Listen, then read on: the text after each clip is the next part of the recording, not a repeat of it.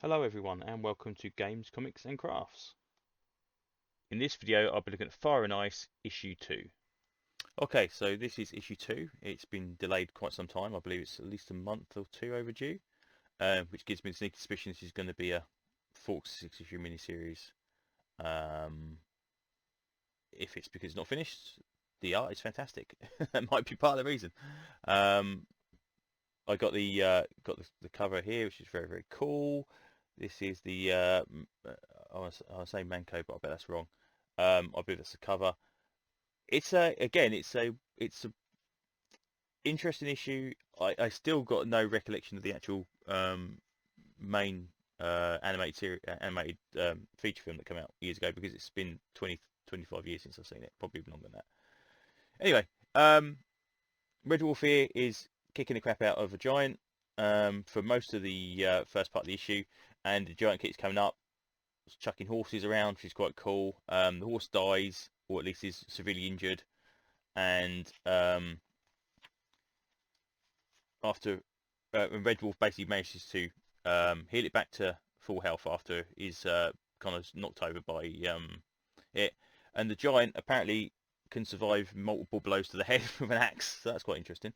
Um, we've got here the end of last issue. This brother, I believe, poisoned the elder brother to get his position in next in line to rule the Ice Kingdoms, and he basically is now taking the body up to his mother to basically lie about how he died. Um, Red Wolf is on the trail of the giants again, and this time smacks him over the head with a rock. Oh no, actually no, doesn't smack him over the head with a rock because he says he's killing a helpless foe. I won't do that. He's more than happy to back him around the head with an axe a couple of issues ago, a couple of panels ago. That's fine. Um, then we get the people, which is again, I'm not quite sure what the setup is. I know there's supposed to be two kings of fire and ice. Uh, I'm bad with names. I think that's part of the problem. Um, anyway, these groups seems to have set an alliance with all the different people in the various kingdoms. Um, looks surprisingly like a lineup that could be put in a Zelda game. You got the lizard guys, the fish guys, um, which is cool. This, I believe, is the person who lives in the forest in the between lands, which is the ones that are going to fall prey to the problem with the two kingdoms when it's going to erupt and that's going to come along. Um, and yeah, so the bad guys are kind of releasing all their hostile nasties into the world. We've got some orcs there. We've got the blonde kid that was at the beginning who is now stolen the part of this kind of orcish group. Um, looks very much like John Carter.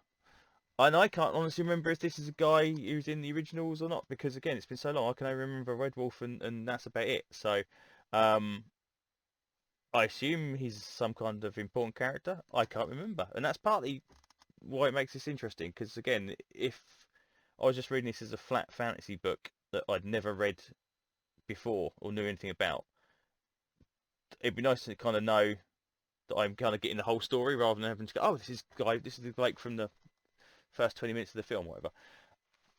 I'm not quite getting that. I'm finding it a little bit confusing who's who and who's doing what. Mainly because there's like three different kingdoms, all different stuff. That just probably just me. But if you're a fan of the film, you probably know who everybody is. I have not much of a clue. I will still be buying it though because number one, I'd like to know where the story goes and see how it fits in with the actual movie, which I'll hope to watch after this is finished. And number two, the artwork is bloody lovely. And I'd rather spend $4 on a book that I like the artwork to, and kind of read it through and go, yeah, that was okay, but the artwork was really good, than buy something that I don't like the artwork to, and yeah, and just kind of waste money on that. So yep, I will still keep cooking this up. All in all, I'd say if you like fantasy, yes, it's good. If you have a fan of the film, definitely worth looking into and seeing if you can figure out exactly what's who's who and what's going on. And you've probably got more insight and idea of exactly how that kind of fits in. But yeah, this is something that I will definitely be seeing through to the end. And I assume 4 issues probably always going to be. Anyway, thanks for that little listen to my ramblings yet again, and I will see you on the next video. Bye bye.